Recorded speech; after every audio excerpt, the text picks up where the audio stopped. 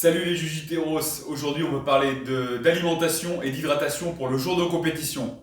Prepara, combate. Bon les Jujiteros, la compétition approche, on va parler du jour J, mais avant de parler du jour J, on est obligé de parler de ce qui se passe avant, les jours qui précèdent. J'évoquerai également le cas de savoir si on est au poids avant, ou si on est obligé de batailler pour être au poids jusqu'au dernier moment. Donc là, on parle bien de la pesée le matin même de la compétition. Le matin ou peu importe l'heure à laquelle vous combattez. Déjà, dans un premier temps, la chose à prendre en compte avant la compétition, on va dire dans la semaine qui précède, ce sera de ne pas consommer des aliments que vous n'avez pas l'habitude de consommer. Pourquoi? Parce que ça peut entraîner des troubles digestifs, des troubles gastriques, qui vont entraîner peut-être diarrhée, constipation, maladie, vomissement. Voilà. Et ça, c'est des choses à prendre en compte. C'est des choses qui arrivent. Dans la semaine qui précède, on ne teste rien de nouveau, que ce soit dans les aliments, mais aussi dans les compléments. D'accord? Ça, déjà, c'est une base. On ne va pas créer des agréments. Sachant que le stress de la compétition lui-même va provoquer des réactions dans votre organisme qui vont accélérer plein de processus. On connaît tous le petit problème du caca fluide le matin de compétition. Voilà, ben, si on prend des choses qui peuvent perturber la fonction digestive, ça peut être exacerbé le jour de la compétition. Maintenant, pareil, que vous soyez au poids ou pas au poids, dans les jours qui précèdent la compétition, il faudra bien penser qu'il y a des choses qu'on peut réduire dans son alimentation parce qu'elles ne seront pas forcément nécessaires le jour J. J'ai toujours tendance à vanter les légumes, mais les légumes crus, cuits, contiennent beaucoup de fibres. Et à ce titre, les fibres peuvent elles aussi accélérer le transit. Et ça, on ne le veut pas. On ne veut pas. De plus, les légumes vont vous apporter certes des vitamines, des minéraux, mais si on en prend une trop grande quantité, ça peut vraiment perturber le système digestif.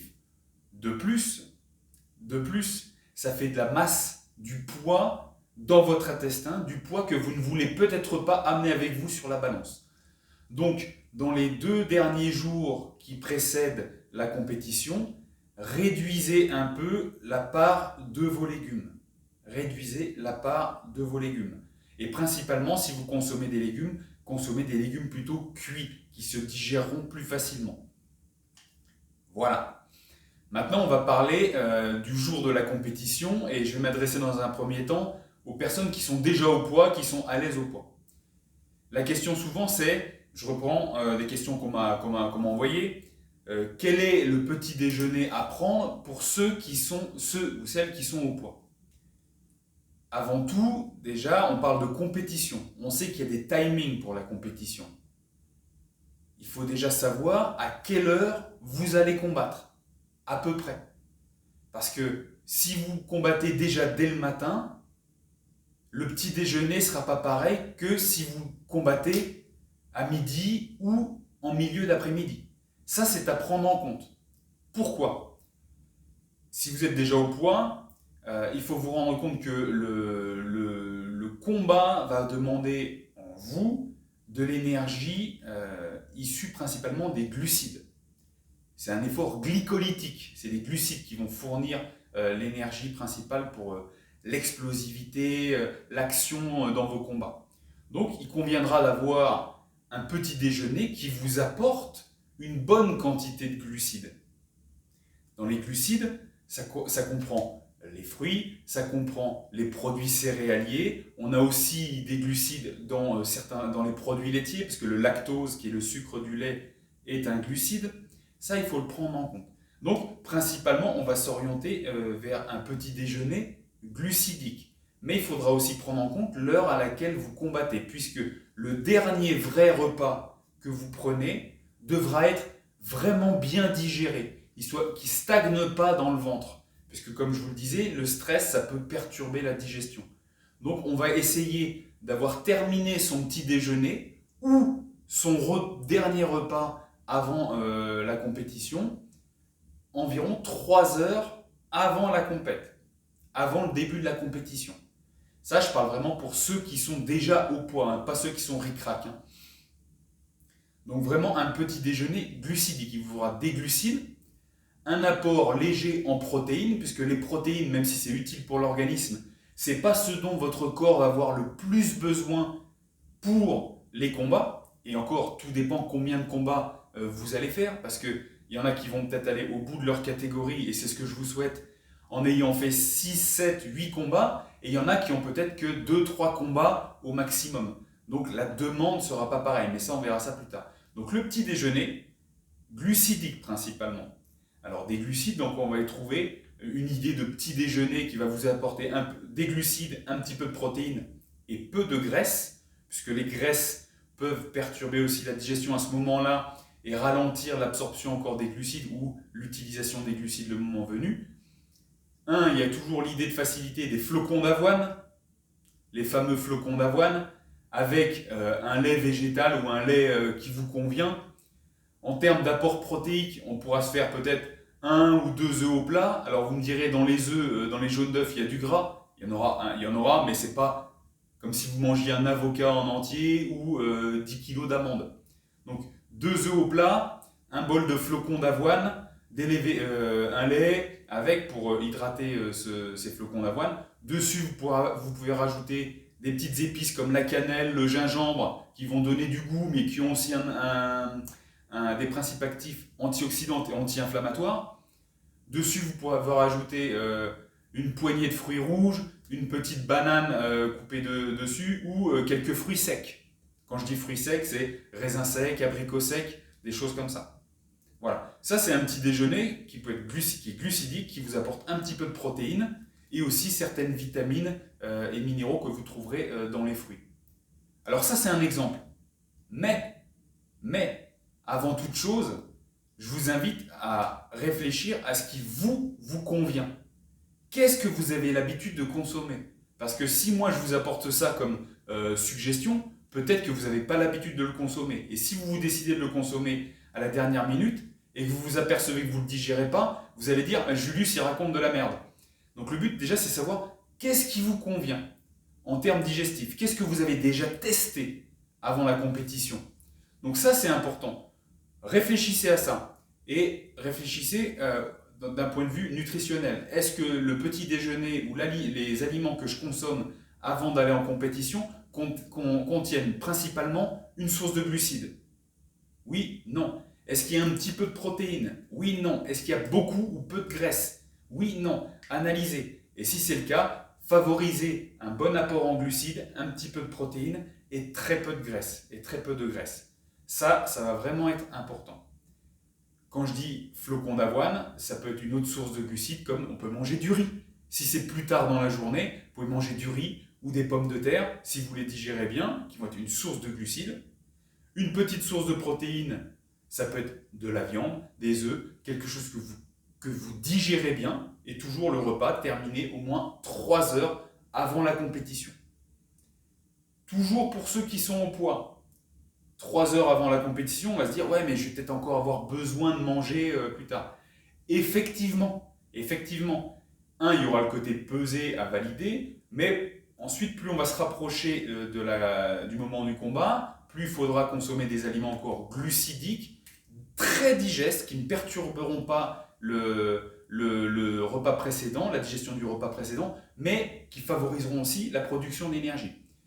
Les choses à avoir sur soi, c'est des choses très glucidiques et très simples à digérer et qui prennent peu de volume, pas beaucoup de place. Ça peut être des fruits secs, type abricots secs, raisins secs. Ça peut être du miel à la cuillère, de la confiture. Oui, je sais, c'est pas très sain, c'est du sucre et tout, mais c'est du sucre très rapide parce que plus vous allez vous rapprocher du moment du combat, plus vous allez avoir besoin de sucre disponible immédiatement, des sucres très rapides.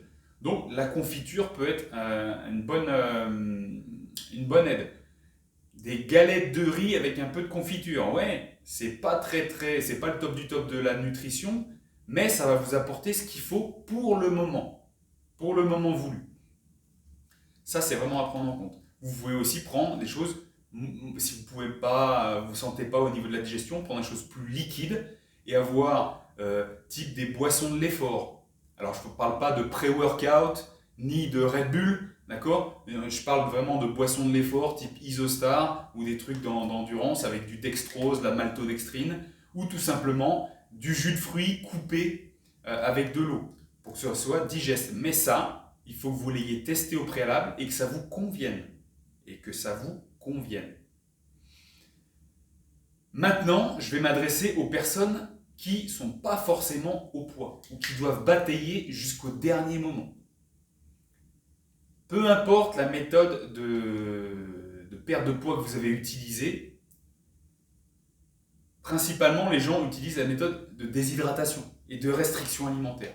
Alors effectivement, manger moins ou un volume plus léger, avec un poids plus léger, fait que vous pèserez moins lourd. Ça c'est sûr. Après, il faut bien prendre une chose en compte. Si vous misez sur la déshydratation, il vous restera très peu de temps entre la pesée et le combat pour vous réhydrater et vous réhydrater avec la quantité d'eau dont vous avez vraiment besoin. Je rappelle juste que 2% de déshydratation, ça peut entraîner 30% de perte de capacité physique. C'est énorme. C'est énorme. Donc dans l'absolu, je vais vous dire, mieux vaudra être sur une restriction un peu plus alimentaire que hydrique. C'est vraiment propre, ça, c'est vraiment propre à la pesée juste avant les combats. Ça, c'est mon point de vue, que j'ai pu tester moi et sur d'autres personnes que j'accompagne. Donc, imaginons que voilà, vous restreignez. On est dans la restriction, hein, ça, il fallait s'y prendre avant, il fallait me contacter avant. Et vous restreignez, vous pesez, vous êtes au poids. La pesée est validée. Il vous reste entre 5 et 20 minutes avant le combat. Le but va être vraiment, dans un premier temps, de vous réhydrater et d'apporter des glucides. Donc les deux choses en même temps. Donc apporter un liquide qui a du sucre. Ce sera la meilleure façon d'avoir l'énergie immédiate. Parce que comme je vous le dis, l'effort qui sera demandé sera un effort glycolytique. Vous aurez besoin de glucides. Donc le mieux, c'est d'avoir une boisson de l'effort juste après la pesée. Une boisson de réhydratation. Qui peut être avec de l'eau de coco, qui contient beaucoup de minéraux, qui va contenir certains glucides, eau de coco, jus de fruits et de l'eau. Ou bien vous pouvez couper du jus de fruits avec de l'eau de coco. C'est un exemple. C'est un exemple. Il faut aussi que vous l'ayez testé. Vous pouvez aussi vous appuyer sur des boissons de l'effort, intra-effort, qu'on va trouver peut-être chez Decathlon ou les boissons spécialisées pour les sports d'endurance, où c'est des sucres qu'on peut, des boissons sucrées que les coureurs boivent sur les derniers kilomètres pour avoir ce coup de boost. Autre chose vers lesquelles vous pouvez vous tourner, et ça aussi c'est pour les personnes qui sont au poids et qui vont combattre, ça peut être des gels de l'effort, des petits gels, pareil, qui sont utilisés dans les sports d'endurance, qui vont être très très concentrés en glucides, en sucre, et qui peuvent contenir un petit peu de caféine dedans, pour avoir ce petit coup de boost. Et ça peut être utile pour ceux qui n'ont pas mangé, parce que forcément, il y a une petite baisse en apport calorique, même si on a le petit stress qui va vous maintenir à l'affût, un petit gel très concentré en sucre avec un petit peu de caféine dedans, ça peut vous donner le coup de boost pour être présent au moment du premier combat. Et on sait toujours que c'est le premier combat qui sèche le plus, parce que tout le monde se lâche, et après on a du mal à récupérer. Vous aurez d'autant plus de mal à récupérer après le premier combat si vous n'avez pas consommé assez de glucides avant les combats. Ça, c'est à prendre en compte. Donc, si vous n'étiez pas au poids, vous avez fait la pesée, derrière, réhydratation avec une source de glucides principalement, concentré, je préfère que ce soit concentré. Donc, les petits gels, c'est bien. Des boissons de l'effort, déjà testées au préalable pour voir si vous les digérez bien. Et ensuite, c'est parti. Maintenant qu'on a parlé du repas avant la pesée, quoi prendre après la pesée pour ceux qui n'ont pas mangé, quoi prendre pendant la compétition. Alors là, ça va être, je vais parler dans un premier temps de l'hydratation. Parce que, comme je vous le dis, c'est l'hydratation qui va être le plus important. l'hydratation, en fonction de la compétition que vous envisagez de faire et que vous réalisez, si vous avez beaucoup de combats dans la journée, automatiquement, il va y avoir une période de temps qui va s'écouler, qui va être plus ou moins longue. Il va y avoir de la transpiration pendant les combats. On sait que le stress avant les combats, entre les combats, pendant les combats, fait perdre aussi beaucoup d'eau, même si on ne s'en rend pas compte, parce qu'on est tellement focus qu'on ne se rend pas compte qu'on se déshydrate. L'hydratation tout au long de la journée, par petites gorgées, pas par grandes gorgées, sinon ça va ballonner, et on peut se sentir après complètement ballonné pendant le combat, avec quelqu'un qui nous met la pression et bouf, on se sent lourd. Ça peut être aussi vrai avec l'alimentation, mais d'autant plus vrai avec l'hydratation. Donc par petites gorgées. Et si on veut optimiser cette hydratation avec le côté nutritionnel et les besoins requis pendant la compétition, ça va être de toujours avoir dans votre eau une source de glucides, une source de sucre. Ça peut être du jus de fruits coupé avec de l'eau. Ça peut être du sirop, sirop de menthe, sirop de fraise. C'est pas l'optimal, je sais, mais c'est quelque chose qui peut être bénéfique pour vous. Ça peut être dans l'eau, rajouter du miel liquide, du sirop d'érable, boire de l'eau de coco. Ça va être bien. Autre chose que vous pouvez rajouter dans votre eau d'hydratation, pour qu'elle agisse vraiment en vous, c'est d'ajouter ce qu'on appelle des électrolytes. Électrolytes, magnésium, zinc, calcium et des vitamines. On en trouve en forme de poudre dans des compléments, parce que les compléments, qu'on veuille ou non, c'est le moment idéal pour le prendre, c'est quand on n'a pas le temps de se préparer des potions magiques, on veut la solution de facilité, voilà. Donc il faut l'avoir testé au préalable, bien évidemment. Des électrolytes, on peut en trouver chez Decathlon, une source de glucides et de l'eau. Chose que vous pouvez faire aussi si vous voulez faire vos propres recettes, ça va être votre liquide, eau coupée avec du jus de fruits, rajouter encore du sirop d'érable, du sel, parce que le sodium va servir aussi à fixer certains nutriments au sein de la cellule pour mieux performer. Petite gorgée tout au long de la journée. Tout au long de la journée, entre les combats, entre les catégories, si vous faites votre catégorie et l'absolute. Voilà. Ça, c'est quelque chose d'essentiel. L'hydratation. Eau, glucides, électrolytes. Eau, glucides, électrolytes. Ensuite, pour l'alimentation tout au long de la journée. Si vous faites une seule catégorie, ça va aller relativement vite. Si vous avez l'habitude de grignoter quelque chose entre les combats, c'est votre habitude, ça vous vous sentez bien, allez-y, continuez, je vais vous dire. Si vous mangez quelques raisins secs, c'est bien, ça ne demande pas trop de mastication, ça vous apporte un peu de sucre, le côté sucré un petit peu ça peut être bien, mais je sais qu'en général on préfère juste s'hydrater entre les combats. Voilà. Là où ce sera plus intéressant de se pencher sur l'alimentation, c'est si vous faites votre catégorie et l'absolute. On sait qu'il y aura toujours un délai assez long entre la fin de votre catégorie et l'absolute. Et c'est là que vous pouvez vous préparer un repas. Un repas, et bien évidemment, il faudra calculer le temps qu'il y aura entre la fin de ce repas et le début de l'absolute. Quand je parle de repas, je ne vous dis pas d'aller vous faire une pizza, ni d'aller vous faire un poulet riz brocoli, quoique, mais ce repas devra contenir bien évidemment des glucides pour recharger toute l'énergie que vous avez dépensée pendant la première partie de votre compétition et pour vous donner l'énergie pour la suite. Attention, chose à ne pas se mettre en tête, se dire oui, je suis léger, je vais aller en toute catégorie, en absolute, je peux me gaver. Mauvaise idée, mauvaise idée. Si vous vous gavez alors que vous vous êtes dépensé beaucoup avant, vous aurez moins de potentiel digestif et votre digestion sera alourdie et allongée. Ce qui fait que quand vous arriverez à l'absolute, vous pourriez être vraiment lourd et pas dans les meilleures conditions parce que votre énergie serait dirigée vers le système digestif et pas dans vos muscles ni dans votre cerveau. Le repas que vous pouvez vous faire entre les deux catégories, ça pourrait être le même petit-déj que le matin, exactement la même chose. Exactement la même chose.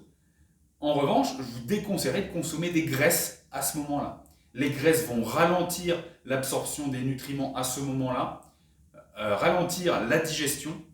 Là, vraiment, il faut vous focaliser sur du glucide et un petit peu de protéines. Et si je dois vous donner un ratio, c'est 3/4 glucides, 1/4 protéines. Ça peut être des flocons, je reprends l'exemple des flocons d'avoine avec une dose de protéines en poudre pour donner du goût, avec des raisins secs, un lait ou de l'eau qui vous convient, vous mélangez, et vous mangez ça tout doucement à la cuillère. Voilà, il faut que ce soit digeste, facile à digérer et que vous ayez l'habitude de consommer. Je pense que j'ai répondu aux questions qui m'étaient posées. Si vous avez d'autres questions, n'hésitez pas à me contacter directement en laissant un commentaire. Si vous avez besoin de moi à l'avenir, n'hésitez pas à me contacter directement et allez voir sur les réseaux sociaux, vous pouvez me contacter directement. Je vous dis à la prochaine et bonne compétition. Paro!